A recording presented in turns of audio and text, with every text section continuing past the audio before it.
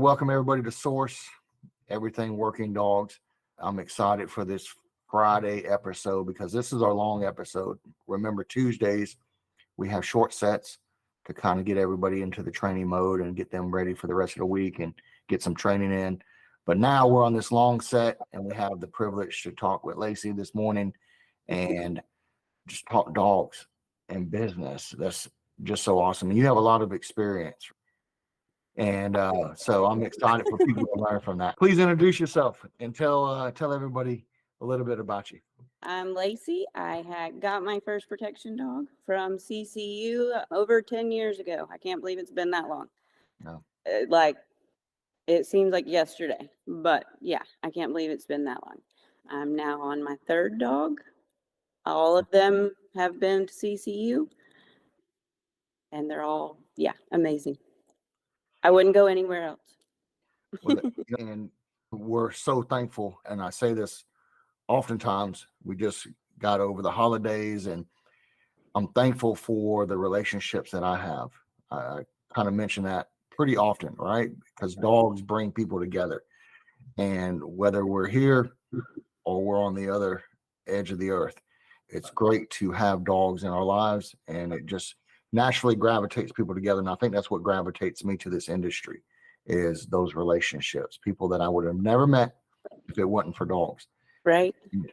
You being one of them. When I first met you, I remember meeting you and, kind of specking out what you guys were looking for and then you getting your first dog. Can you remember that time? Yes. And now looking back, we got RS and I knew nothing about working dogs. Nothing at all. I knew that my other half traveled a lot and I wanted something to be there with me at home, and it sounded like a great idea. And then once we saw the dogs work, they're amazing. So yeah, that was what I wanted without knowing what I was getting into, I will say. But it was amazing. Yeah, because I wouldn't trade any of it. Yeah, that's like the crazy thing, right? Because you have this image of a working dog or a protection dog. Maybe you heard about it, and then now you see it in front of you. And then the process of getting the dog, and now you have this dog at the house. What are some things that you imagined before you got the dog versus when you actually got the dog that were maybe in contrast, right? Right. I think a lot of, especially nowadays, I think it's almost like people see these cool dogs on social media or TV and want one. And I'm like, they're not for everyone. I will say that. But yes, one of these where you think you hear, oh, it's because we got Aris as an adult, fully trained. And you hear fully trained. Okay, he's done. I don't have to do anything. No, that is not the case. Yeah. He knows everything he's supposed to do, yes, but he was also used to another handler. He had to get used to me, which to start with was a little bit like, because he's a very high drive dominant dog. Yeah. I had to prove to him that I was the boss. It took a little while, but we did, and it was great. Then after that, once you get that bond and he understands you're the boss, there's no breaking that bond. Like he and I, where he's the best dog I ever had in my life. Everybody else is just trying to fill Aris's shoes. Yeah. It was a lot of work in the beginning, especially figuring out what do I do with him on a daily basis. It's not a dog that you just like, he chills out and watches TV and hangs out all the time. They require a lot more attention. And one of those where literally your whole lifestyle, I call them lifestyle dogs. Mm-hmm. It has to revolve around them, their schedule, what they need. If they don't get what they need, they're going to let you know that they're not happy. And it's probably going to be in a way that you're not going to be happy with. And your lifestyle kind of feeds into that because of what you do. You're a business owner, several businesses, and that's what you guys do, right? As a family. And so integrating that dog into your lifestyle wasn't necessarily hard. It was just some adjustments, right? That you had to make. Because he went everywhere with you. You didn't just put him on a shelf and say, okay, well, I'll come back and play with you later or whatever, right? Right. Yes. He went everywhere with me. I still try to take a dog with me everywhere as much as possible. because especially these days, there's crazy people everywhere. And as a female, I am now used to having a dog go with me everywhere. So the adjustment before, it was a big adjustment to get used to having one. Now I'm so used to having one all the time that I actually had to get gas the other day for the first time without a dog. And it was like, just, it sounds crazy, but just a whole nother level. I would equate it to like if you're used to always having a firearm on your hip everywhere you go, and then you go somewhere that you can't take that with you. Yeah. Like you're on another level of aware of your surroundings and everything. Because I'm used to always having a dog that they don't miss anything. Yeah. I try to always be aware of my surroundings anyway. But if I don't see it or hear it, that dog sees and hears everything. And I think that's a great thing. I think some of our listeners have heard me say before, I live in a household full of women. And there's nothing more important to me than the women that are in my life. I have a sister, obviously I have a mom, wife, and then I have kids, and they're all girls. And I cannot fathom the idea of something happening to them. So being aware of their surroundings is a big thing. And then having a dog. I can't think of a time, and I've been in law enforcement a long time and been around law enforcement since I started my career back when before I was even 20.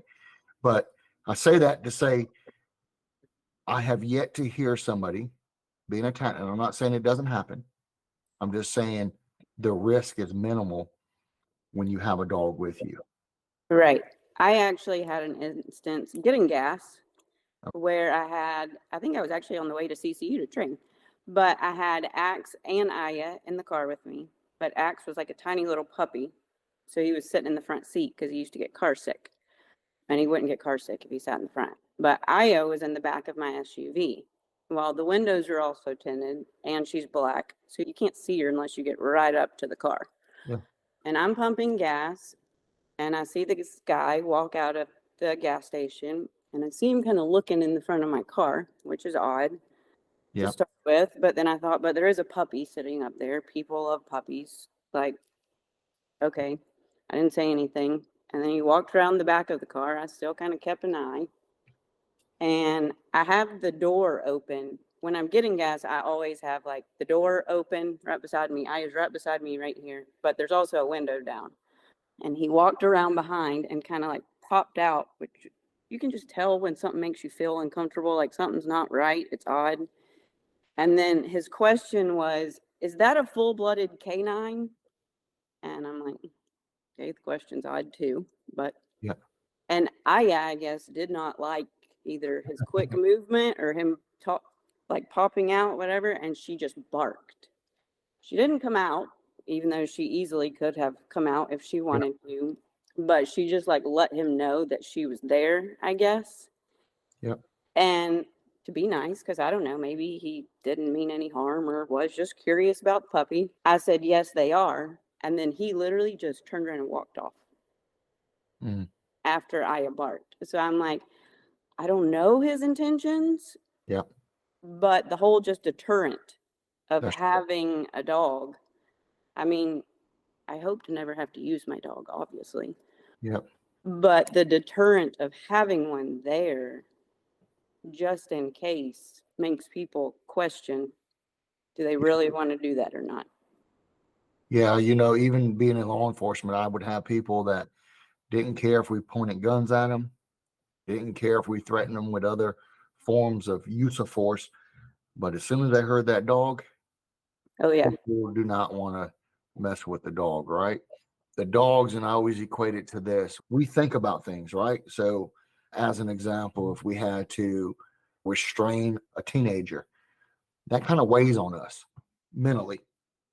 A dog doesn't think that way. They just perform the way that they've been trained. And so to have that assurance that there's not going to be hesitation, once that dog is trained or in training, part of that training is making sure it's very clear on how they should act in certain situations. Right. And, the dog just knowing like something's just not right. Right. So let me see and try to get, stop this before it goes any further. And then that guy knowing, well, this is not a soft target. Right. Yes, I may get away with something, but I also may get sent to the hospital with some very serious injuries, and I'd rather just not do that. And Right. we'd rather take that out, and signage or eye barking just takes the thought out of their head and de-escalates the problem, and obviously gives you the assurance too that at least I have something there, that level of protection where if something does go bad, I can get out of the situation, and my dog's going to give me that opportunity to do that. Yes. Yeah. Like I said, it's a totally different feeling when I go somewhere and I don't have one or even at home. The last time we went out of town and I had brought them to be boarded with you guys, but I still had like a day till we went out of town. I mean, it's just me and the dogs at home, but then literally you take the dogs out and I'm like, what was that? Like all of a sudden normal stuff. I'm just so used to having Yeah. several of them around. Like even right now, there's one laying right here. I always have a dog. Yeah. So That's a lot of work too. And I think you mentioned this earlier, it's not for everybody, right? right. And we have had clients that want to take this dog, even after training. The dog's been acting up for a year. We get the dog in training. They want 2 weeks of training. So they want us to wave the magic wand and, change everything that's been going on for the last year and give the dog back to them. And they're thinking, just like you said, well, the dog is trained now. And I've heard Right. clients say this, the dog is trained. Yes, it is. It knows what to do, but it still takes the owner to hold them accountable for what's expected. You let a kid do whatever they want to, and you don't tell them what time to come home at night. Guess what? They're going to stay out as long as they want to. Right. They can't read your mind. They don't understand. You create those parameters, and you do a very good job with that. Because I can remember Axel was a puppy, like you said, and you've went through a year and a half of prep, getting this dog training and being totally involved in that throughout this entire process. And now we're finally getting to the point of where, okay, we're at a good place now where we're making great strides and he understands what he should be doing. But it was a commitment on your end too. Yes, definitely. I will say having gone both routes, like getting Aris as an adult fully trained, but then both Aya and Axe I got as puppies and then went through most of the training with them. It's totally different. I have learned so much more doing the training with them from the beginning. I think getting one fully trained, I just thought I knew working dogs until I saw, like you say, all the prep work. What all goes into that. I have learned so much more. And the training never stops. So when I take them home, just because you tell me they're fully trained doesn't mean that we stop doing all of those things and they just know what to do. Yeah. I would kind of equate it. I always like tell people that don't understand that when they hear, oh, they're fully trained. So I get the question, so how long does it take? When do you get to stop training with them? And I'm like, we don't. They do it forever. Yeah. I equate it to like an athlete. I always say you don't teach them to play the sport and then never practice or play the sport. Yeah. It keeps going forever. Yeah. No, that's exactly right. It's very much that continual process because they will learn different behaviors. They will operate in the way that's most advantageous to them, not necessarily you. So we got to hold them accountable for that. And let's really think about it. They love doing it. Oh, Like for sure. they love to work. And them sitting at the house on the couch is just not them. It's not in their DNA. Right. So because I promise, if you don't give them a job, they will find something to do on their own. right. And it's probably not what you wanted them to be doing. I will go ahead and tell you. But you also enjoy it. Like you Yes. enjoy coming out to training, you have fun, we joke, we play, we just have fun with the dogs. And so I even see that it's something that's enjoyable. It's a hobby, right? Yes. I would say, like how I said, they're not for everybody. If you have one, it's either you're hooked and that's the only kind of dog you're ever going to have again, or that's the last one of those you have and you're not going to do it again. But if you're willing to put in the work and make it a lifestyle, I promise, like I wouldn't trade any of it. I couldn't have another type of dog now. Yeah. It's amazing. Aura started it all and I like when you see them work and what they're capable of and teaching them things, and like, it's amazing. So then, yeah, RS made me fall in love with working dogs. And now I enjoy working with them just as much. Now I would prefer to be part of it Yeah. versus here, train my dog and give me my dog back. Yeah. I like doing it. Where like ours, Axonaya, they're protection dogs, but just for fun, because we enjoy it, we've trained, as you know, in stuff that's usually not a protection dog thing, like tracking or article searches, or just because we enjoy doing it and it's something fun I can do with them. Yeah. That's right. And they love it. Yep. That's right. Now, here's the thing that we also have to make a point of, right? And this definitely wasn't in our show notes, but I got to make a point of it because this is what comes into my head, right? I hear protection dog. I hear you always being involved in training. I hear, you've been working with CCU for over a decade. And now I think the people listening to this are going, well, yeah, but that's a lot of money. That's a lot of commitment, not just in time, but also money. And not everybody has that, right? I don't know if I could afford it. So they resort to getting a working dog, and then they begin to watch these YouTube videos, and they try all this out, and listen to this trainer and that trainer that's teaching them online. What's your thoughts with that? I would say that, especially being at CCU, well, even my own dogs, where we have challenges sometimes that we work through, it may look easy to train those dogs, but every single one of them is different and has their own quirks. And just because this video showed you this, your dog may not fit into that mold. Yeah. And it is also just as easy to screw these dogs up and then you have a problem on your hands as it is to make an amazing dog. Yeah. No, I would say stick with what you know is the best. Like CCU, it is worth every penny to know that my trainer knows what they're doing. He's not trying to fit my dog into one mold. Because like having 3 of them, even though they're all German Shepherds, they're all working line, they're all have these high drives. They're all similar, but they're all very, very different. All 3 of them have different personalities, different drives, different quirks.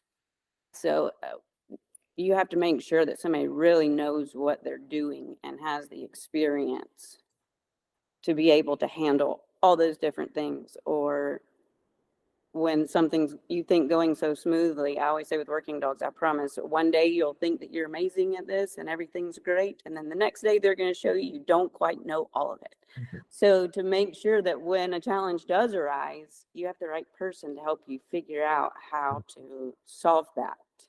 That's right. You can very easily push it the wrong direction. And that's the hard thing, right? Because we want to encourage people to have working dogs, but there is a cost to that. And when you start taking shortcuts in those realms, it can turn out very bad for you, or you have to end up getting rid of the dog. So even from a financial standpoint, I'm not saying that you got to be a 100-air or 1,000-air or a millionaire, but you do need to understand that there is a financial commitment to that. Yes. I would like to say that from a pricing standpoint, we're fair with pricing and try to do the best for our clients. But when people call us, I ask them up front, like, what's your budget? And they tell me, well, I don't really know because I don't know what this costs. Well, you might want to do a little bit of research before you jump into this, because you don't want to get into training and get partway through and then you can't afford to continue. And then now you're stuck in this rock and a hard place. Right. I will say also though, like, okay, say CCU, where a lot of people, I always like gasp when I hear people get these working dogs and then they're like, we're going to PetSmart to train. And I'm like, Right. Lacey, keep your mouth shut. Like, bite your tongue. So CCU, yes, it's more expensive than like PetSmart or whatever, but what you're getting for training does not even compare. Like, it is a whole nother level. And again, if I have a problem or a challenge or whatever, I can guarantee you guys are going to fix it or help me solve it, whatever. It doesn't even compare. Yeah. And I think I would like to mention too, because I think I would be remiss if I didn't mention this. So you just happen to be close to us. I would recommend that someone that's listening here that's going to get into this and wants to get into this, I would really advise working with somebody, especially if they have a young dog or they need to do maybe not a board and train, but maybe a one-on-one type training program, or they want to be involved like you are, to find a good, reputable trainer in their area, right? CCU is not the end all be all, which all of us on this call think we are. Uh, but the honest opinion for me is, and I just talked to a lady in Colorado not too long ago. Same thing. She had two dogs and she wanted training. I'm like, I just don't feel like it's cost effective. Yeah, you may have the money to do it, but there's so much that I get to have with you relationship wise. Trainers get to meet with you, they get to go to your place, we get to train out in public, which is a vital part of what we do in this training program. And somebody in Colorado won't get that. And Right. it's inevitable you're going to have issues. So now I'm trying to talk to you on the phone. And in her case, I just felt like it was better Right. that she find a local trainer. And I just happen to know one that I would hook them up together with. But that's the most important thing. I think you got to find a reputable trainer that is willing to then work and carry you through that process as well, and have that mindset that this is a 1 to 4 year deal, right? All relationships a decade. I'm not saying that that's how long it's going to take. I'm saying that it's good to have that relationship, because when you do have problems, you pick up the phone, you go, hey, I'm dealing with this. What should I do? Most times we're going to say, hey, we need to meet with you. Let's set something up and let's work through it. But sometimes we can talk on the phone because we've trained so much together. We talk the same language now. Right. And so having that local trainer that's knowledgeable, and it does take some work. And I think we'll do another episode maybe one day on how to pick a trainer. What are the right questions to ask, and what are the things that you're going to hear that you need to stay away from if you start hearing these things? Because training these dogs does take expertise. I know you've heard us stay away from some things because we said this is not the right way to go with this dog right now. And even though sometimes we get pressure from clients that want this, this, and this, or they've seen this, this, and this, or they're part of this, particular group that trained one dog one time in their life. Well, we get the advantage to see thousands of dogs, and that experience lends us to stay away from a couple of things or a few things in certain situations, because it can really cause problems unknowingly. But that experience really puts us in a situation where it will. I'll say one thing that I love about training with you guys is the flexibility. Like you say, we come to CCU and we train, but then you guys have come here and trained in our home with our dogs. Yeah. Even gone to the vet with us. We have worked in different places to train because, like I say, all the dogs are different and have their different quirks. And Yeah. Axe would act one way training at the facility with you guys, but then get him home and he was a totally different dog. Yep. Or even a totally different dog at the vet. And so just to have you guys go different places or train different places with us has made a huge difference in Axe. Well, that's also a great lesson, Lacey, is this, right? Because you have a lot of owners that don't take not just proactive approach, but don't understand that reality. Again, I go back to, oh, my dog is trained, and now I'm just going to bring him back into my home after 2 weeks and he's finished. And the promises maybe that some trainers give them, I'll Right. tell them up front, is not true. Behavior takes time to modify and change, and so does consistency, right? Some behaviors do change pretty quickly, but there's some that don't. And again, I go back to, so for a year, this dog has been acting up and you've been allowing it, and you want us to just wave a magic wand in a week or two and fix it.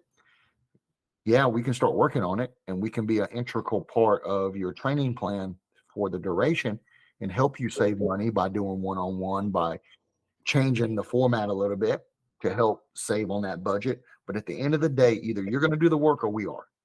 Right. Well, and also, even if you do fix the dog and send it back home, if when the dog comes back home, if I don't keep up whatever y'all have done, Yeah. he's going to go right back to whatever he was doing before because I'm not holding him to any kind of standards or making him do anything. Yeah. That's exactly right. So can we shed some light? What is your daily routine? You have these working dogs and you just happen to have two now. Again, I want to pay a little bit of homage to Aris because for one, that was your first dog, but he was also a great dog. And he passed away after many years this year. But now you have two, and you saw this coming, so you began to kind of rotate dogs and make sure you had a replacement, um, which is a smart thing to do, right? Aya's getting a little bit older, but now we have Axel that's moving into taking the forefront of the protection of the home, if you will, to include protecting Aya. Now, what does your routine look like?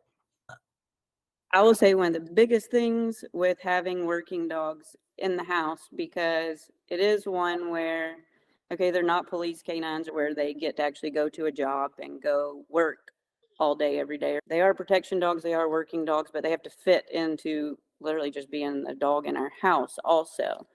But a big part of that is our schedule and being consistent. And I start them on a schedule from the beginning, like acts as a puppy from the beginning, crate training, and not even just like say crate training and that's what they do at night or when we leave, but they get specific time throughout the day when they're out and we are doing something. And then they may get specific time throughout the day where he goes home. We call it their home. Like I can tell them, I go home and she goes to her crate.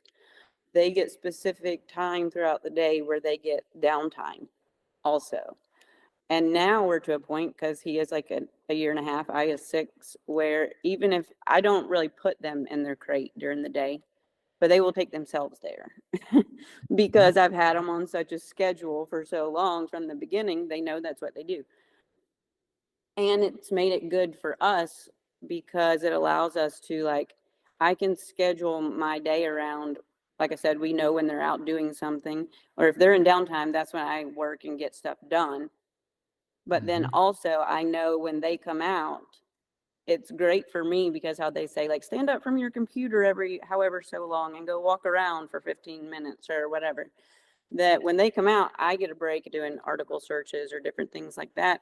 I can go throw 3 objects out in the yard. And then by the time she's getting out of her downtime, we're going to go outside and do an article search or two. And she loves it.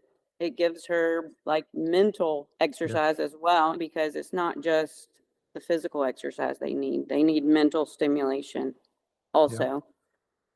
So different things where all throughout the day we are kind of rotating. They know what they're doing, so then they don't get in trouble either. It's like a kid. They know that we're about to get to go outside to do this or what's expected of them at a given time. Even just when we are hanging out at the house, because I have had people where they're like, those dogs with that much energy in your house, how is your house not destroyed? But they know what's expected of them because I have been strict on them from the beginning. And yeah, they get to be regular dogs, not like they're working all the time, but they know what's expected of them now. So as they get older, they don't do any of those things that they know, oh, mom, that's not allowed. If one of them does it, you can see the other one, well, you're about to get in trouble. Yeah, because they're so smart, which is part of why I fell in love with them. You can just see them like the wheels turning, of them figuring things out. And I try to give them jobs around here, like around home, since like I said, they don't have a job that they go to every day. Stuff that you can do at home that they still love. We have a pretty long driveway, and Axe goes to get the mail every day, and he loves it. Now, if we walk to the mailbox, there better be something there because he has to carry something back. But that's awesome to hear because not only are you happy, they're happy. And it's just refreshing to see that because so many dogs end up in a pound or just stuck in the backyard or There's conflict between the owner and the dog because the dog is not doing exactly what they want them to do, but yet we didn't take the time to teach them either. We just got them, put them on a shelf, and expected everything to magically work out. And I'm not saying every owner's like that, or I'm not saying that's every situation with bad behavior, but I mean, you've had 3 dogs, 2 of which you were a vital part in raising these dogs, and you haven't had any major issues. Well, either you're the luckiest person in the world, or there's something to lend to that routine and that process, right? Which is being an integral part of the development of these dogs. And so those that are listening, even if you're a trainer, making that advice to our clients to say, hey, we not only educate them, but also encourage them to make these dogs part of their lives.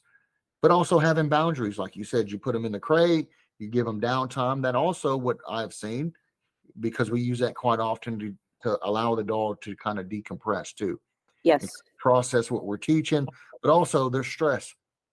And that gives that dog their little safe spot. It's not a disciplinary thing or anything like that. It just gives them their quiet space. Because sometimes, heck, you're married, I'm married. I need to get away for a minute. Like, hey, leave me alone. I need to go to my crate and just decompress a little bit. Right? Yes. They love their crates. You get the people that say, don't put your dog in a crate or whatever. I always say it's like a teenager having their room. Yeah. They love their crate. Like I said, even if I don't put them in there, they will take themselves home Yeah. and just lay in there. The door's open. They could come out if they wanted to, but Yeah. they will still go into their crates, their room, because occasionally, I mean, it is 2 working dogs. They play. Everything a working dog does is on a different level than a normal dog. So even their playing is on a little bit of a different level with 2 of them, and you can see it kind of sometimes. And then I'm like, okay, y'all need some chill out time. And Aya will take herself home. Yes, like Axe, leave me alone. I'm Yeah. going home right now. We've always made it like a fun place, I guess, a place they want to go to. Even as a puppy, I had a friend that was like shoving their dog in the crate and then putting snacks in there.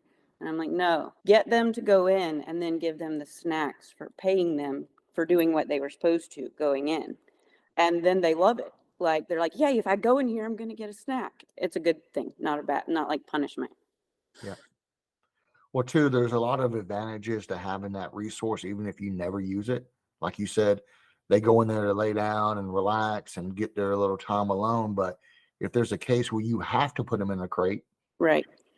there's not that anxiety. Right. And these dogs are with you all the time. And you remember our conversation when we first boarded Axel for the first time. The fear was, oh man, this dog's going to have a lot of issues adjusting. We're going to have some separation anxiety, which we had a little bit of that.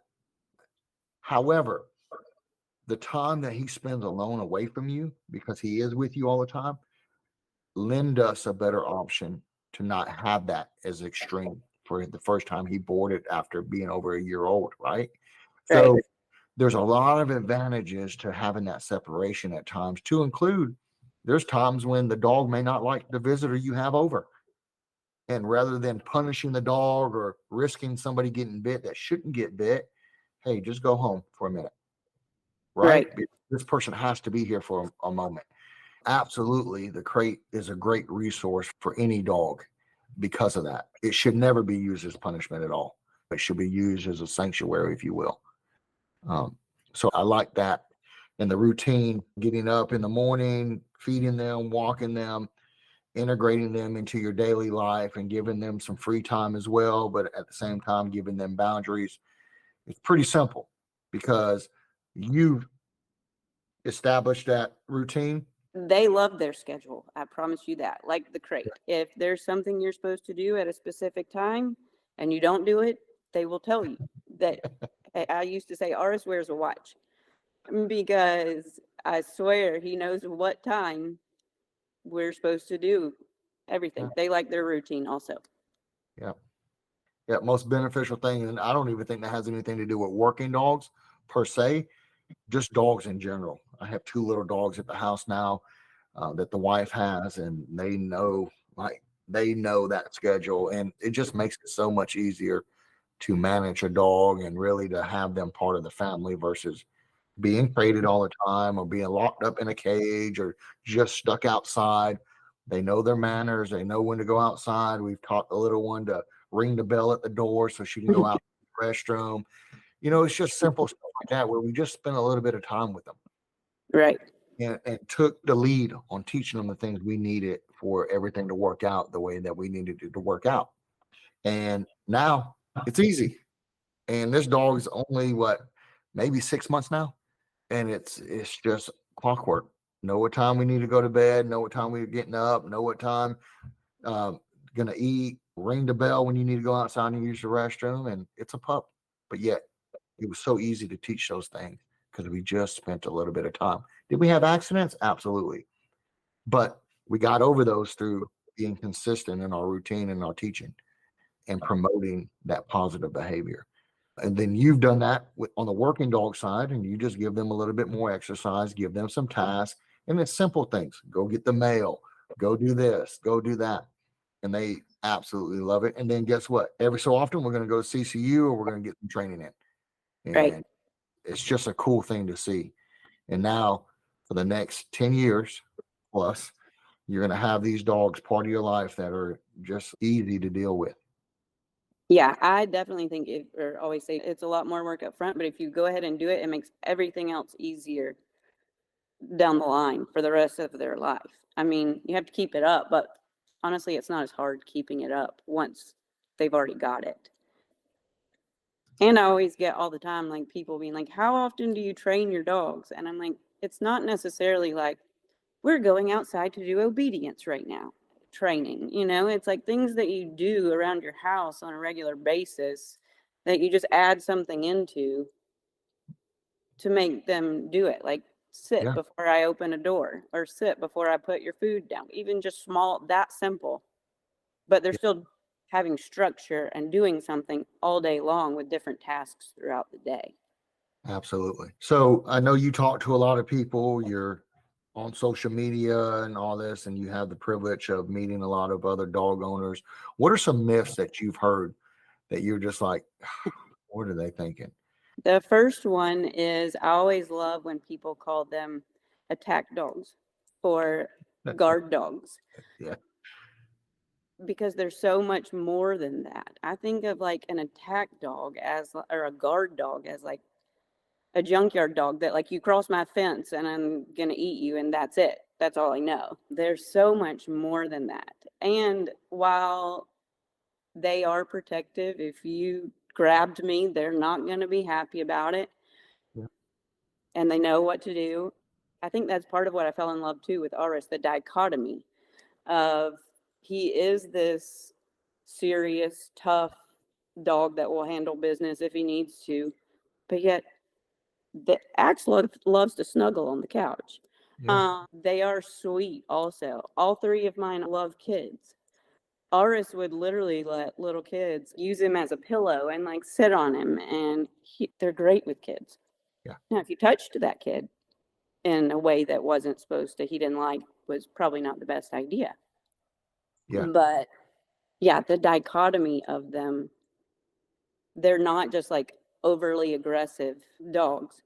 I had somebody on social media ask me one time, I've got this working line puppy and I'm debating on putting them in like protection training or not, but I have kids and I don't want them to think it's okay to bite, so they want to bite the kids. And my response to her was that I think training them makes them easier to control. If it is a true working line dog, well, it's in its genetics to bite, whether you want it to or not, more than likely. But now I have control over that. And now I have taught that dog when it's okay to bite, when it's not okay to bite, who it's okay to bite, and who it's not okay to bite. So now I have more control over the genetics that are already there either way. That's right. I hear that even with police dogs. People call me and say, hey, I got a great police dog. He's bit 4 people. And I'm like, yeah, that's not a great police dog. We need dogs that are social yet can turn on and off like a light switch, because Right.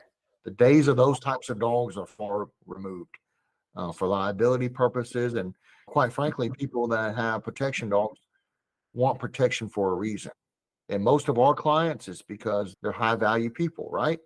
And they have things that other people want that are of not the best lifestyles, meaning people, want to come and break into their homes or steal things that they own or assets that they have.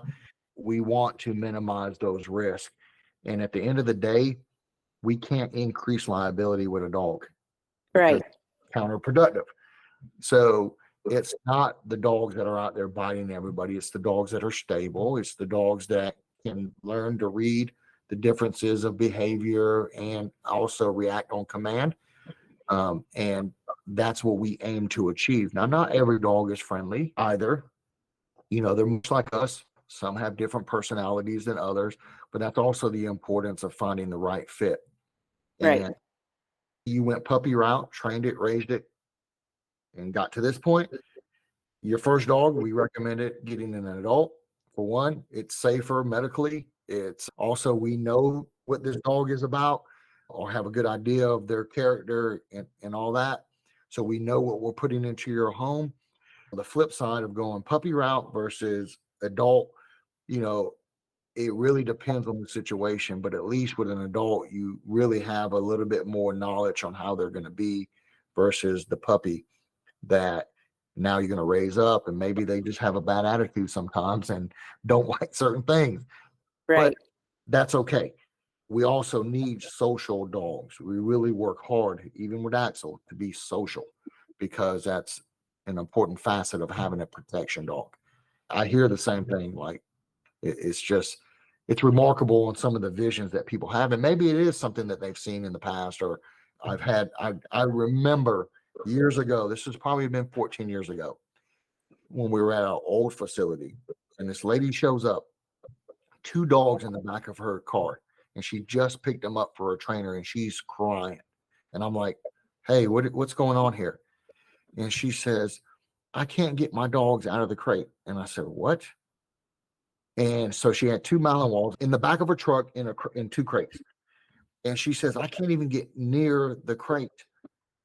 And long story short, because the way that these dogs were trained, I'll say it wouldn't be the way that we trained them, but they were literally put in a crate and just antagonized until nobody could get near them. And in my opinion, for one, obviously the lady didn't want that because she can't even touch her own dogs. But Right. two, that's not the style of training that we want for a protection dog, right? No. We work hard in having that balance, both socialness and turning on when that light switch needs to turn on. And so it's not that junkyard dog that people Right. tend to think. Like I said, ours, yes, they're trained to bite, but they're still the family dog. Yeah. So if I have people over or if there are other people in my house, I still want them to be fine Yeah. with other people being around. Yeah. Um, Take your dogs everywhere too. What if they just jump out and start biting people? right, That's right, not a good thing. Like right. Well, now, like the guy at the gas station, the door was open. She could have jumped out if she wanted to. yeah, But I guess, I mean, she obviously saw, well, he hasn't touched my mom yet. He hasn't actually, she just wanted to let him know that she was there, yeah, which I didn't mind because he was kind of, yeah, she was probably reading me that mom's uncomfortable. yeah, So I'm just going to let him know. But she didn't come out. She didn't just run out and bite him yeah. because she knew that she wasn't allowed to do that yet. That's right. Yeah, that's awesome. I think that's a great myth for those that are listening to understand that these are just not dogs out running around biting everybody and such, right? Right. So now that you've owned these dogs for 13 plus years or so, how have you seen yourself evolve with your working dogs since your first one over the last 13 years? Oh, even just doing all the training with these guys now, I have learned so much. And I will say, you never stop evolving, I don't think.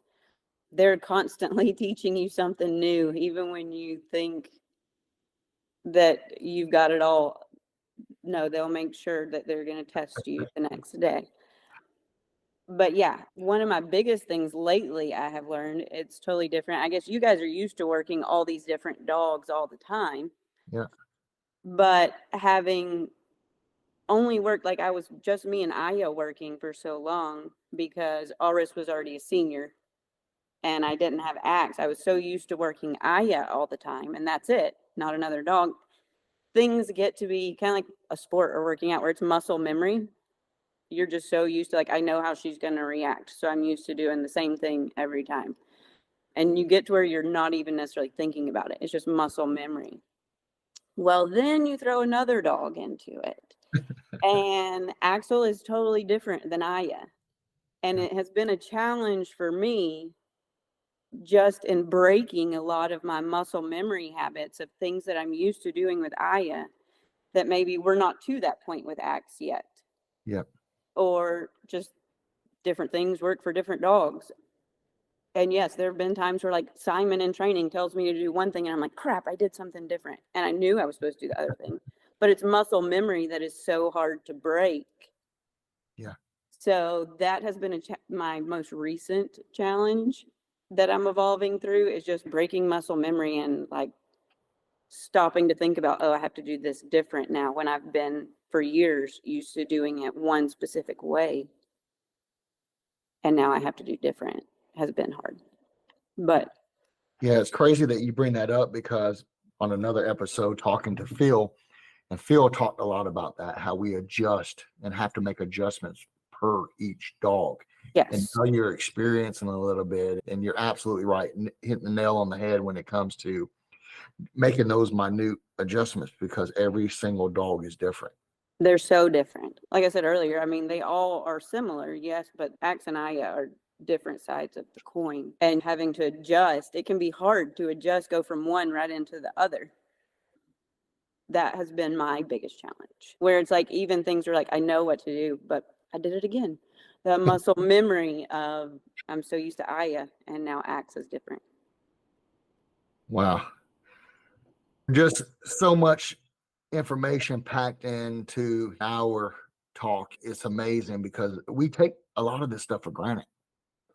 And it's not until we have these kind of conversations that I'm like, dang, like, I'm just amazed.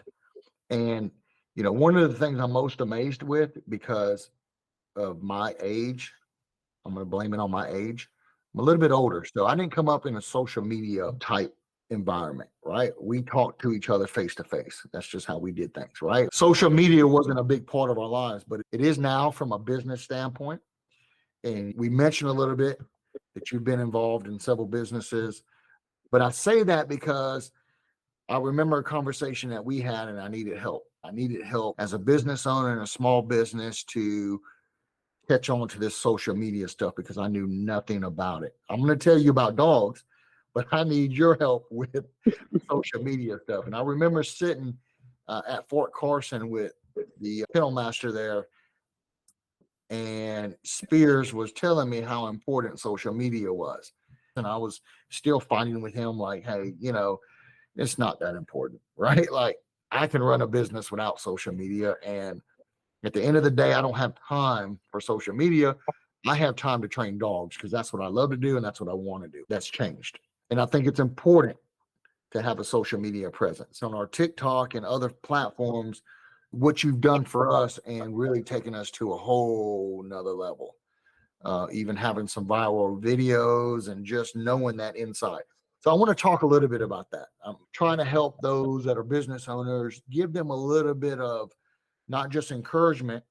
I want to drive home the importance of the social media, but also what are some things that they can do because that's what I see most small business owners struggle with.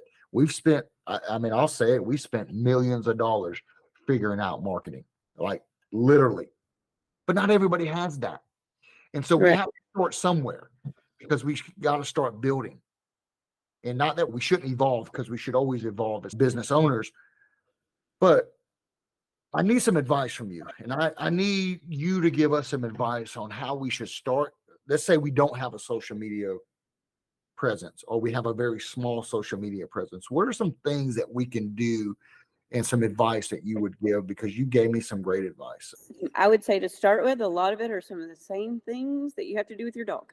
Consistency, consistency, consistency, at least to start with, until you have a good base going. It's almost like you have to prove yourself to those social media platforms that you are worth them showing before they will actually start showing you. So, yes, consistently posting. Then I always try to think about it, not just from my point of view, but also from the viewer's point of view. So not just showing what you want to show them, but what do they want to see? Because you have to keep them engaged. If people don't want to see what you're showing, then they're not going to watch it. And a big part of social media is playing to that algorithm. I mean, a lot of it in the end is a lottery. On TikTok, for example, it is a lottery. You could hit the lottery and get a viral one. I have seen people do it on their second video, but that is few and far between. Realistically, you have to, I always say, while it's the lottery, we can stack the odds in our favor. A big way TikTok judges which videos to push out is the percent watch time. So how long did a viewer stay with that video before they scrolled? Your biggest thing is you want them to not scroll. The higher the watch time percentage, the more your video is going to get pushed out there. So playing around with how long your video is, your timing. I know at one point it was like 5-second videos were gold. At another point it was 7-second videos. So the algorithm does change here and there. You got to kind of keep up with it. And it's one of those where you might not necessarily know it changed. You'll just all of a sudden be like, our videos were doing great, and then something fell off. What happened? And then you just kind of have to start trial and error to see what that video length is again. But like, say, CCU, for instance, you know that a lot of people say if you're showing a video of a dog doing bite work, then you know that everybody wants to see that dog get that bite. But then after the action is over, no matter what your video is about, they're going to scroll. So don't drag your video out too long past the action, because now that drops your percent watch time. Oh, Your action was at 4 seconds when it was a 7-second video. So they scrolled at 4 seconds. Where if you would have had a 5-second video and then it's over, well, you got them to watch almost the whole thing or the whole thing. So your percent watch time is super high. wow. Also, just something as simple as pay attention to what's in your background or in the frame. Make sure it's bright, that people can see you or hear you, because we've all seen those videos where we're like, this is super dark. I don't know what that is. So scroll. Your main thing is to think through how to get people to not scroll. And then Okay. that will push your video and gets it out there more. And obviously, the more it gets out there, the more eyeballs you get, the more chances of getting likes, followers, all of those things. But if no one watches it, it's never going to get out there. You don't have a chance of getting those things. What's so crazy about that is figuring out them, right? And what I Every hear day. from you, I was just going to say every day. It's trial and error every day. And yeah, I've had the ones where like I worked so hard on a video and I think it's awesome and it does nothing. And then the one where like I'm like debated on even posting it and it goes viral.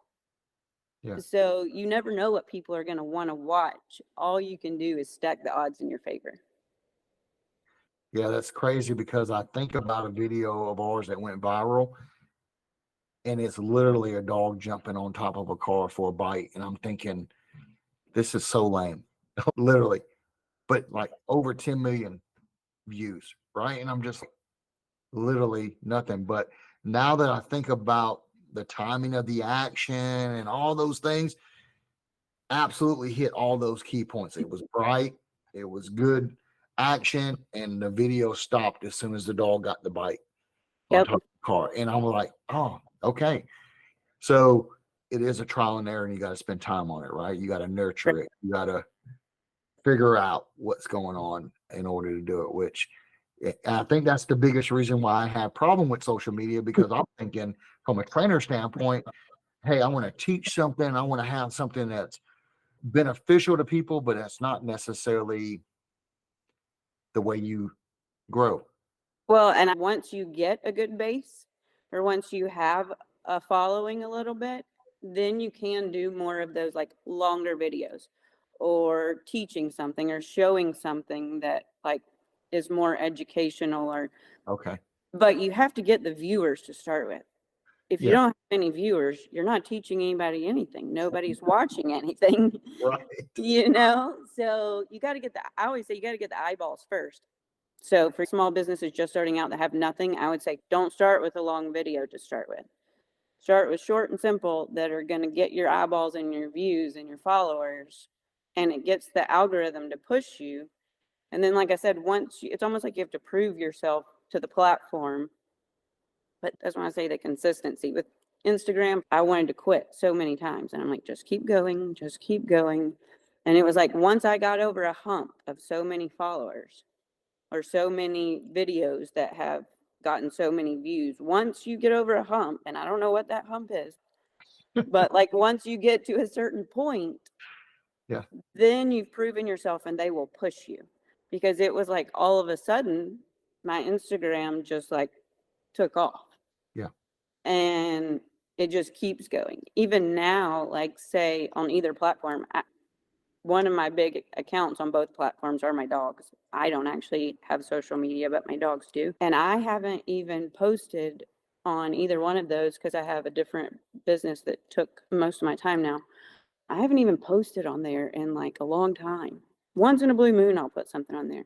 And I still get alerts every day of likes, followers, because it's like once you get to a certain point, it just starts compounding on itself. Mm, mm. And like they're still pushing my videos of my dogs and my posts that have been up there for a long time, and I haven't even posted.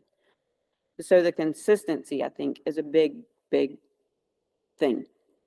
And I promise you to start with, you're going to think like this is doing nothing. Like, why am I even doing this? But keep going, and it's consistency. I promise you.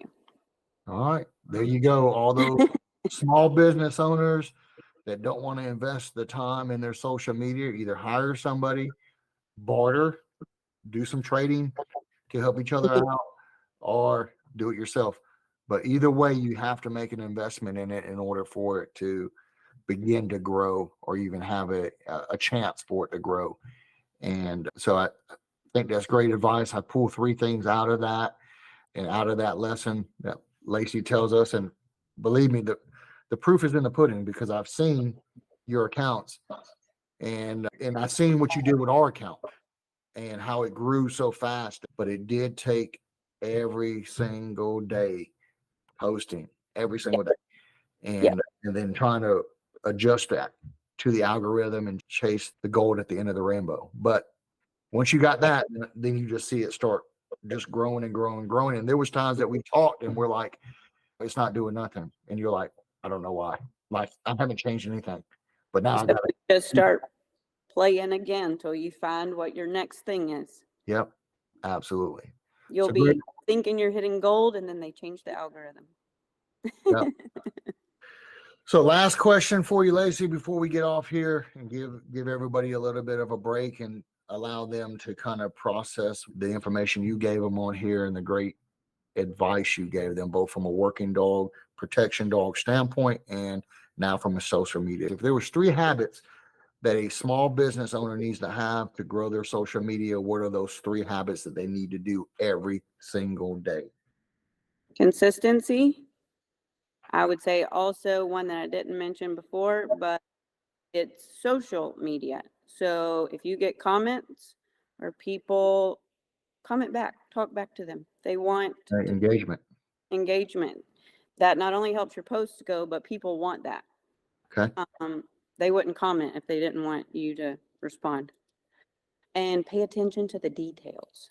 Like I said, your background, how bright is it? All those different things. It's all in the details. Man, great advice. I appreciate it so much. I know taking this time out of your day is because your dog's on a schedule. So we're screwing the schedule up. You're running businesses. You're doing so much. So I can't thank you enough for pouring into these people that are going to listen to this and what they're going to gain from this for spending their time listening to this podcast. This comes out on Friday. So every Friday is our long, every Tuesday is our short set. So thank you so much, Lacey, for the time. Thank you so much for having me. It was fun.